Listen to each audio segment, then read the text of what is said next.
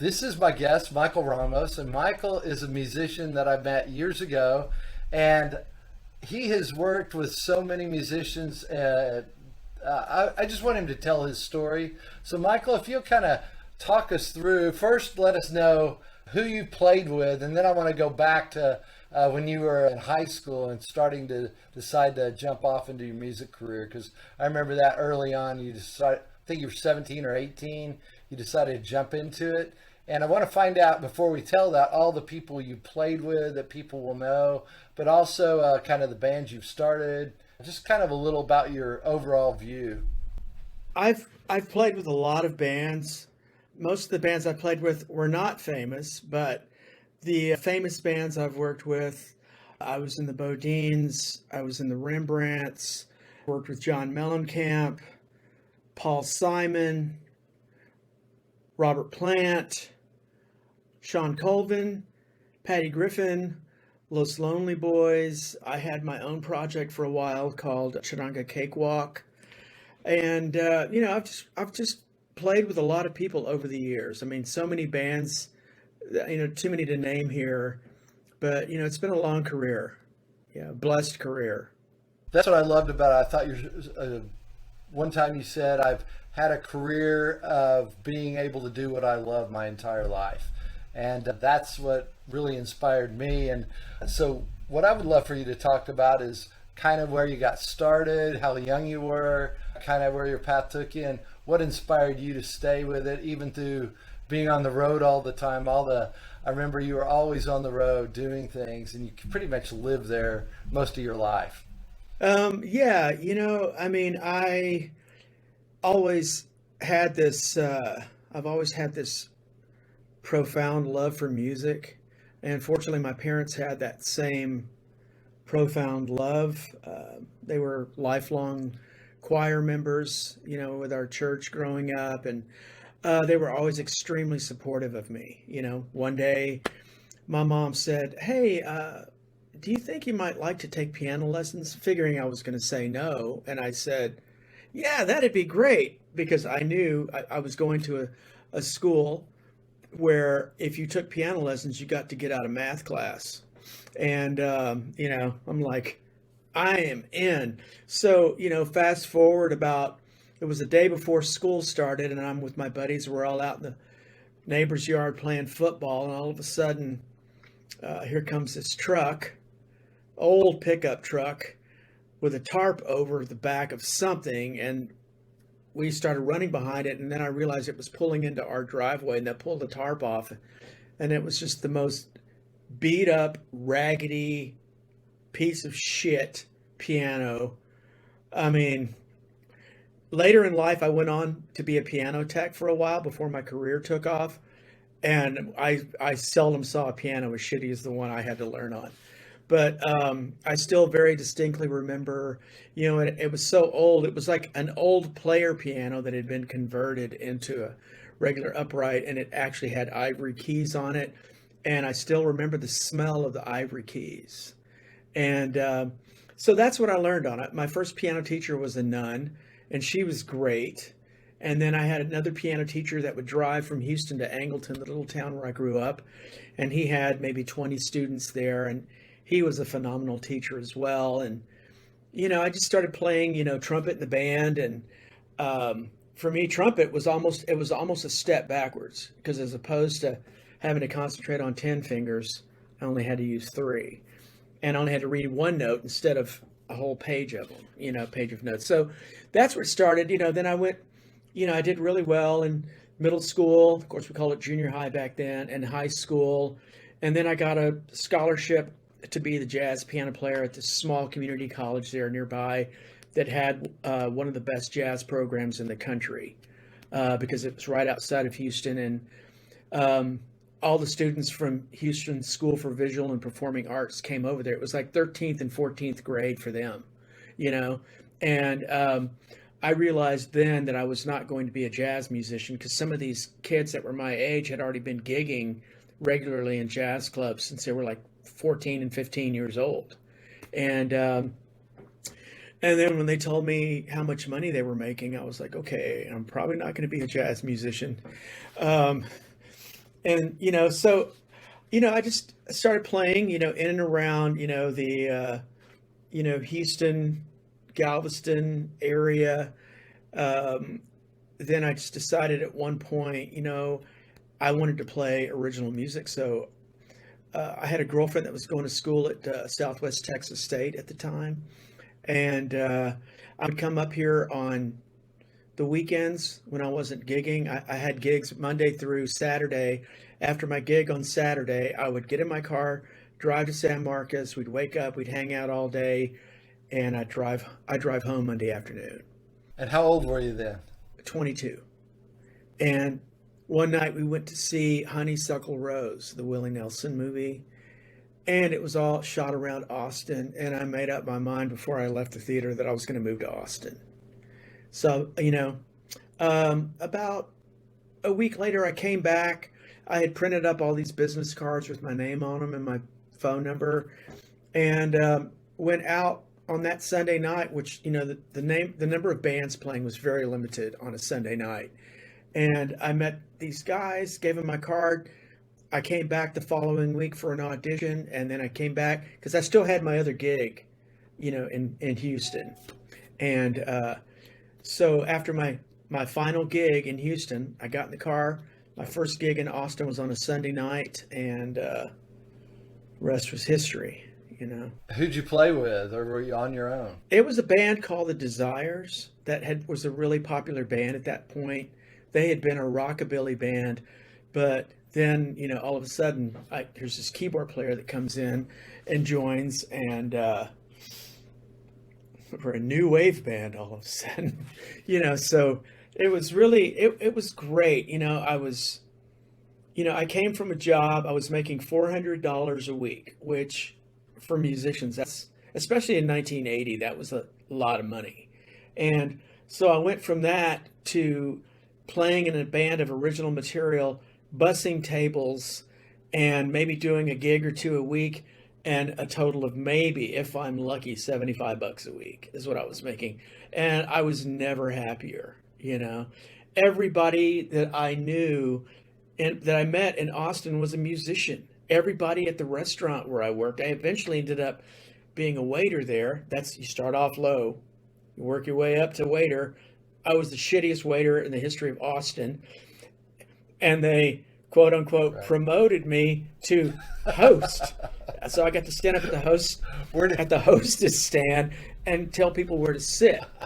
You know, but ever the industrious young fellow that I was, I figured out a way to make really good tips as the host, because the regulars would come in, and all the waiters would want them, and and I'd have these little bidding wars. I'd take a percentage of the tips. Now, where was this? Is the restaurant still around? No, it was Jorge's Uptown Enchilada Bar on La Vaca. And if you drive over there, it's a parking lot now, but they still have the tiles from the restaurant are still there. Really? Yeah. On La Vaca. Okay. I'll have to On check La that Vaca. out. That's amazing. It's like 18th, 17th or 18th in La Vaca. Right across from the Scottish Rite Temple. Okay, I know exactly what you're talking about. Yeah. So you were doing that, and what did you just have a natural ability? I mean, did you catch on with it just like that? Because I know you play so many instruments. Was it just something that like breathing to you, or was it more difficult?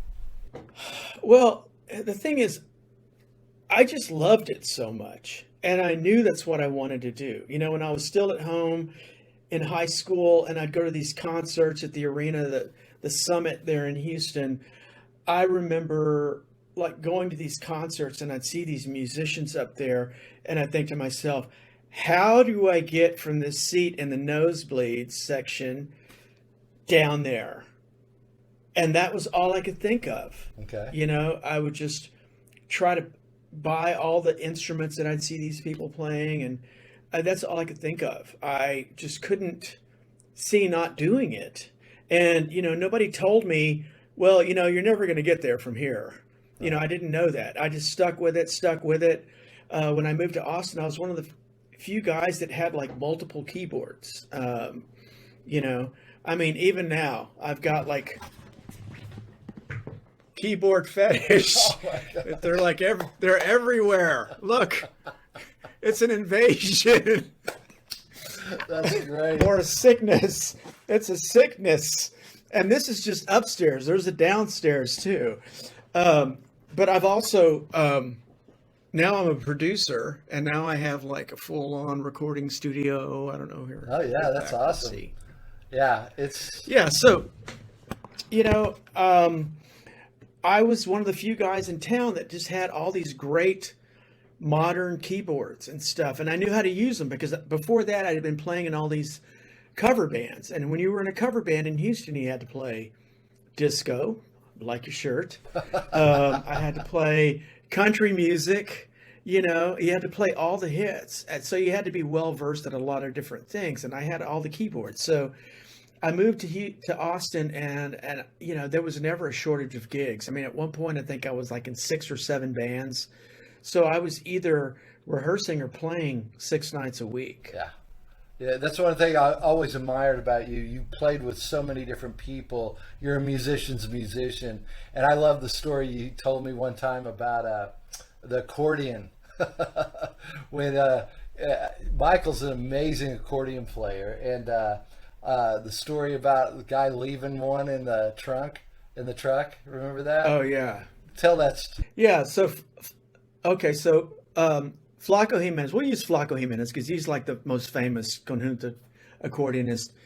So Flaco goes to eat at Mi Tierra. For those of you who've never been there, it's an all-night, 24/7 restaurant in San Antonio, there in the market area. And so Flaco just finished his gig.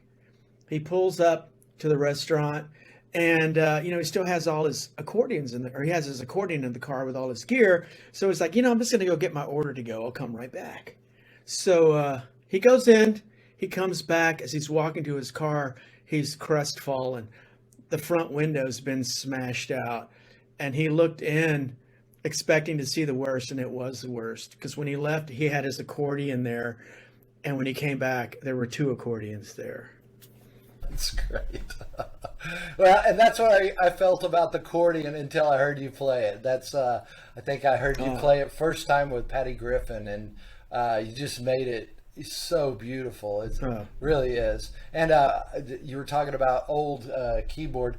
My mother has a 1870 something pump organ with the ivory keys that still works. So I've got one of those downstairs. do you? Okay.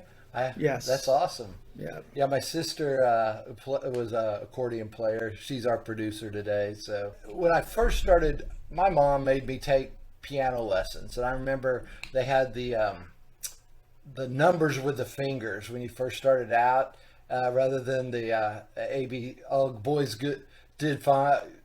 All what is it? Every good boy does That's fine. it. And all cows eat grass. That's the treble clef. Yeah, all cows eat grass. That's it. That's what I remember. But I just memorized the numbers, and music never came to me at all. It just didn't. I love music, but it just didn't come to me. When was that moment for you?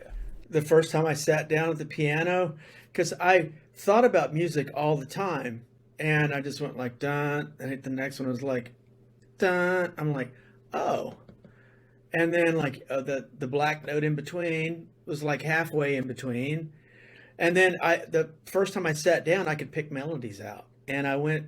My first piano lessons was the first day at school, so the nun said, well, can you play anything? I'm like, yeah, and I was just like, of course I could only play like this, but I just remember her being impressed, you know, but I loved it. That's just the thing. I would come home, both my parents worked, my brother and sister were younger, and I would get dropped off at home at 3:15, and nobody else would be home till about 5:30. So, you know, I didn't really have any toys, and that was my toy, was that piano. And I would just kind of sit there in the living room and plink around, and that, you know, I would just sit there with my head on the piano, just making up stuff. You know, it was a toy. That's awesome. That's awesome. Well, when you started out, with was it the Bodines that you kind of got your start with? The very first tour, major rock tour, was like it was this guy named Mason Ruffner, and I had been playing in Austin with this lady who's still around playing. Her name's Lou Ann Barton. She's like queen of the Austin blues, and this was 1980, the spring of '87, I think, '86 or '87. I think it was '87. And we went to LA for a week to open up at the Wiltern Theater for Stevie Ray Vaughan. Wow. So it was like old home week because we knew all the guys in Stevie's band from Antones, and I knew Stevie, and every once in a while he'd get me up on stage to play with them. And then all the guys in Stevie's band and all the guys in Lou Ann's band had already played together before. And so there were a lot of people from Austin that were living in LA at that time, and one of them was this guy named I'm having an old timers moment, but he was a musician, he was a drummer, and he was working for Warner Brothers, and I remember meeting him, thinking he's pretty cool. Well, then I got back to Austin, and somebody from Warner Brothers called me, and they offered me a job at the Bodines, and I was like, well. It was the vice president of Warner Brothers. And she said, "You want to join the Bodines?" I'm like, "Well, I would love to, but you know what? I've already got this other gig," because I was playing with this guy, Mason Ruffner. I had already committed to touring with him. And she goes, "You're turning down a gig with the Bodines?" And the Bodines had just won Best New Band in Rolling Stone, and they were on their way. And I said, "Yeah, I just can't turn my back on this other." Click. She hung up on me. And but they stayed in touch with me. The record company and the Bodine stayed in touch with me. And a year later, I was in the band, Wow. And turning them down, actually, I think really helped me out because they thought, well, at least he's loyal. They knew Yeah. that, I wasn't going to leave him high and dry. So that's where that started. Bill Bentley is the gentleman's name. Okay. And now he's a journalist, and he also works for a record company, for another record company. But that's how it started. So then I started playing with the Bodines and recording with them, touring with them. And then we happened to be doing a co-bill in Boulder, Colorado with the Rembrandts, who at the time was, my favorite band. Oh, really? I liked them better than the band I was in. And I met them, and backstage we just really hit it off. They said, "Hey, we're going to call you." And they did. And next thing I knew, the Bodines weren't playing. I did a couple of shows with them in LA at the Universal Amphitheater and just had a great time. And then they said, "Hey, well, do you want to go on tour?" So I called the Bodines and said, "Hey, when are we going on tour?" And they said, "Stop bothering us. We're writing songs for a new record." I'm like, "See ya." So I went on tour with the Rembrandts, and just to this day, I'm like lifelong friends with them. And all at the same time, like at the same time I started to work with the Rembrandts, I got a call from John Mellencamp. I mean, it was a crazy, crazy time. This was like, November, December of '93. So from about 1987 until I would say 2000, I don't know, 2006, 2007, I was always on the road. I would be on tour with one band. I'd come home from a summer tour, pack for a fall tour, be home for 4 days, and then off with another band. And so I spent a lot of time, planes, trains, automobiles, that lifestyle. And, and it got old for me really fast, but that's how I made a living. At the time I was single, didn't have a family. So as awful as it was at times, it was a lot easier than it would be now. Oh, yeah. I have a wife and a son, Well, that's when I met you, around '93. We were both kind of single and doing our own thing. So that's where we kind of hooked up around that time and became good friends. And then Yeah. I never heard the story about how you ended up getting connected with John John Cougar Mellencamp, and how that went. Because you were with him for a while, weren't you? I'm what they call a three-peat offender. I played with him three different times. Um, so, David Grissom, who was his guitar player at the time, was, he's still one of my best friends. Um, and, a few years prior, the first Bodine record I played on, Kenny Aronoff, the world famous drummer. I say he's the most famous drummer in the world besides Ringo. He played on the Bodine's record. That's how I met him. So, fast forward to the fall of '93, Mellencamp's keyboard player died of a heart attack. And I got the call Wow. and said, "Hey, do you want to join the band?" And then it was crazy. It made me realize that there's a different world out there. They called and said, "Okay, do you want to do the gig?" Yes. The next day, I got a stack of CDs about, like that. And they said, learn it, So I had all these gigs. So that was on a Friday or a Thursday when I got the gig. The Friday, I got the CDs in the mail. I canceled all my gigs. And that Sunday evening, they flew me to Bloomington, Indiana. They put me in the studio by myself with a big boom box. And I just sat in there with my accordion and all my keyboards and just learned all the stuff. So you just plugged it in and listened and played, listened and played. Is that how it went? Yes. How long did you do that? I had 2 days, one day at home, one day in Bloomington, and then the band started rehearsing that Monday. And it was just, Wow. so all I had to do was just concentrate. We had a show coming up, so all I had to do was concentrate on those 16 songs. But I'd heard most of them on the radio, so even though I'd never played them, you know, uh, I could kind of play them already in my head. Right. But it's different getting out on stage too. Well, it was really crazy because it happened the first time I played with John, and it happened my very last gig with John. We'd be playing in these arenas, and there'd be anywhere from 20 to 30,000 people. If we're playing at like an outdoor amphitheater, there'd be 45,000 people there. And the one song that would always get me, he has a song called Check It Out. And the first time I heard that song back in the late 80s, I wasn't even a Mellencamp song, but I heard that and I thought, God, that's such a beautiful song. And the guy whose place I took came up with all these beautiful parts. And, there would be times I'd be on stage and we'd start that song off. It was always in the encore. And, I think, how did I get there from where I was? I would have that moment like, oh, I guess I got here. One time I actually got vertigo. I'd start thinking about it. I'm like looking, and all you see is all these heads. You don't see any bodies. Right. You see like thousands of heads. And I was just like, I kind of lost my equilibrium for a split second. It was that moment, and it was so profound, and I'll never forget it. I've been trying to get it ever since, but You were in the, it was that was that moment in time. It was like, wow.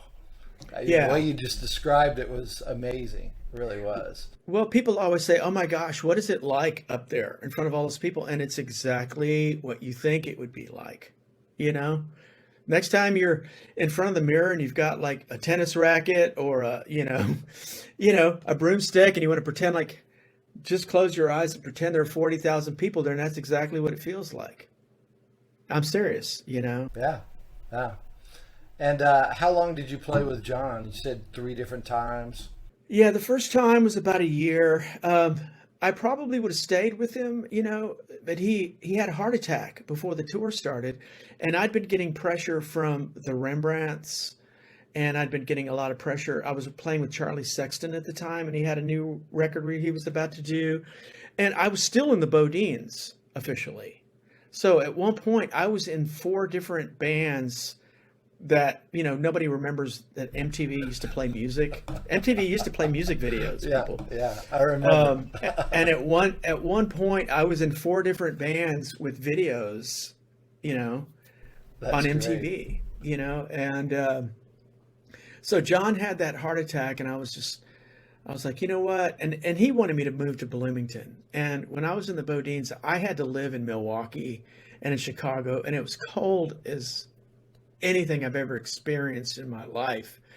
And I was like, I don't want to move to Bloomington.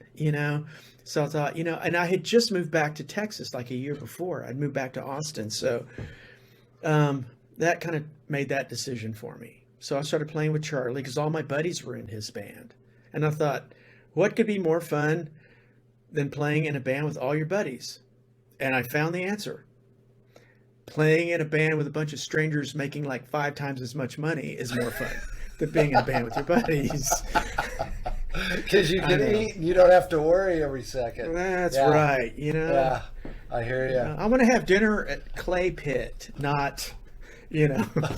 Well, I'd like you to tell the story about when you were on that one bus and you got downgraded somehow. You were, Oh God. Okay, so this is a you good remember? story. Yeah, Yeah, I know which one you're talking about. So it was the first tour that I went on, and it was that guy Mason Ruffner. He had a hit. Again, we were on MTV, and we had a tour bus, and we thought we were rock stars, but we all, the tour was only supposed to last a few months, but the song kept getting a lot of airplay, a lot of push, and it ended up being 7 months. In those 7 months, we only had 4 days off. And we were just like, well, 4 days where we got to go home. Let me right, rephrase that. right.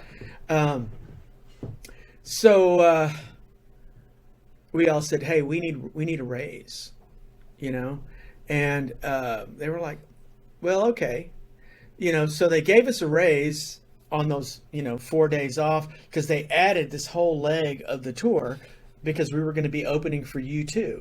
We were on the Joshua Tree tour. Wow. And so we went from this, it wasn't a brand new tour bus, but it used to be Journey's tour bus. It was really nice. We went from this full-on tour bus to a Winnebago pulling a trailer. So, our very first gig with U2, we drive up and it's the Nassau Coliseum, big giant place on Long Island. And we pull up to the loading dock. There's all these big 18-wheelers, and here we come putzing along like the Beverly Hillbillies in our little Winnebago. And they backed it up to the loading dock. And here's the top of the loading dock, and here's the top of our trailer. And it was really humiliating. That's great. Oh, that's good. And the best part is we didn't have roadies. We had to do it ourselves because they got rid of all the roadies. They got rid of everything. We were back down to bare bones Winnebago. So you had a different experience with the Joshua Tree. Well, we let me tell you, U2 was traveling in much more comfort than Oh, I we. know. They weren't even on a tour bus. They would fly in Right. on a helicopter. They would base out of New York, and then every night they would fly to whatever gig, and then they'd just go back to the Plaza or wherever, the Waldorf. I love it. I love it. A whole different world for sure. Oh yeah. So tell me later on in your career, and kind of walk me up to where you are now, what you're doing now, and how what's kind of happened between there and now as well. Well, I came back from that tour, and then I immediately joined the Bodines, and went through all that. And the early to late 90s, I was mainly here in Austin. I would go out and play with Patty Griffin from time to time on tours, and I started to realize that all my friends that owned recording studios were always working. And there would be times when I would come home from a tour and, I might have a month or two with nothing to do. And I was just trying to do pickup gigs here in Austin. And, the recording aspect of the music business, that the recording side, being in the recording studio was like my favorite thing to do in the whole world. It still is, Um, so towards the end of the 90s, I went on tour with this country artist. I was her musical director. Her name was Gina Carter out of Nashville. And that gig was the best paying gig I'd had up to that point. Well, beside the Mellencamp gig, but it was on that level. And I came home from that tour. I had a little bit of money socked away, and I had just gone through a divorce. I was by myself. I decided, you know what, I'm going to buy some recording equipment. And I started small, started building it up, building it up. I think you probably saw it was like in my bedroom, like just like any musician who starts recording. You start out in your bedroom. Fortunately, I had a big bedroom. I had a grand piano, had all my keyboards in there. And this is when you were out on Lake Travis, right? That's right. Yeah. That's right. So it was me and my dog, and I got into, I guess musicians call it the zone. I had no place that I needed to be. I had no one I had to answer to. Recently divorced. So I spent a year, basically over a year, maybe a year and a half, sort of in hibernation. I was just secluded. I would just record, and sometimes I'd get up in the mornings, I'd record all day, go walk my dog a couple times, come back, record late into the night, go to bed. Sometimes I'd wake up at 4 o'clock in the morning with an idea. So it's just, I knew the recording process because I'd been a session keyboard player all these years. But, being behind the mixing and doing all that stuff and learning the ins and outs and levels and, EQs and all that kind of stuff, I basically taught myself. And then I did one record that basically only my friends heard. I pressed it up and gave all those out. And what was that? Is that Chingray? No, that was before Chonanga Cakewalk even. Okay.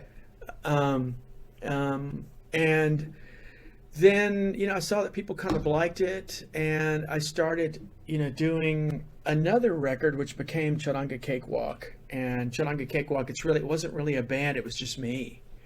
And I would make these records. I'd have a few people come in and play here and there, but that record came out in 2004, and it made it all the way up to number 4 on the world music charts, for world music category. That's awesome.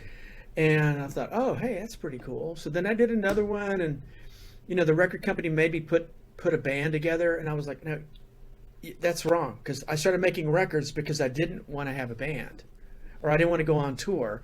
And once the record came out and did well, of course, that's the first thing the record company said. Well, you kind of need to go on tour. So I did go on tour, but I actually made those records to try to land film work, film score work, because it's fairly cinematic in a way. It's got beats to it and everything, but and at that time I got called back again for my third stint with Mellencamp, and so I did that, and that was a great gig because that was right around the time where everything all of a sudden started becoming digital. Like, I recorded half my record on my laptop or in the back of the tour bus or in my hotel room on my days off. And that's when I really started to get into it and really embrace the technology there. And yeah, it's kind of how the recording part of it all started. And then, I'm skipping a lot of stuff, but I eventually started doing some film scoring, and even now, even during the pandemic, I have gotten calls from people who were fans of my solo record, which was supposed to get film work. And it did. It was a 20-year overnight success of, well, maybe not 20, 18-year overnight success of that record. It's still doing its job, So I've been very blessed. The pandemic hit, and like every musician and artist, I panicked because I was like, what's going to happen? But by that time, I had already pretty much phased out performing live. Everything I was doing was in the studio as a producer. I always wanted to be a producer. So, I was already producing, and then the pandemic hit. But just before the pandemic hit, I had gotten contacted to do another film score, an indie production movie that came out here in Austin called Vecinos, which means neighbors in Spanish. And it went on, that film has won several awards at these film festivals and stuff. So I'm very proud of that. And so that took me up to about 4 months into the pandemic. And right, like literally the week I was finishing that, I ended up getting a call from this guy doing a documentary. So I scored that for him. And then right as that was ending, I got a call from this podcast director, and he said, hey, do you remember me? You put out a record in 2004, Charanka Cakewalk. And I was like, yeah, I remember that. And he was the music critic. He was a student at UT for the Daily Texan, but he's now a film director. So he hired me, and that took me, another 4 months. And then right as that was finishing up, I got another call from Maria Hinojosa, who's on NPR and CNN. She's they say she's one of the top 10 most influential Latina personalities. And so they hired me for that. So that pretty much carried me through most of the pandemic so far. And it's just been great, but I've always had that kind of luck, because whenever I was, after my third stint with Mellencamp, when that was over, I had to quit for business reasons, and it was the best paying gig I'd ever had in my life at that point on a regular basis, and I had to quit, and I didn't have a choice, and the day I quit, I got a phone call from the manager of Los Lonely Boys and said, hey, are you ready to go on tour with us now? Because I'd been turning them down. So it was just, it was like a trapeze thing. And my career has been like that. I find that happens a lot when people follow their passion, because many times it looks like what's going to happen next, but something happens when that space gets cleared out. But it doesn't happen before most times. Right. And it's rare that someone is all at once part of four bands like you were. But I hear more of that piece when you really follow your passion, that tends to show up. I know it has for me as well in my career. Yeah, I mean, I agree 100%, and I firmly believe that it is 80% luck. I mean, you have to have a certain level of talent and or passion, but I had a friend say to me about 5 or 6 years ago, she was asking me what all was going on, and I had just finished I was on a tour with Sean Colvin, and my family, my wife and son and I decided that was going to be my last road gig for the foreseeable future. Like, I was quitting touring, and I was going to put all my eggs in the studio basket.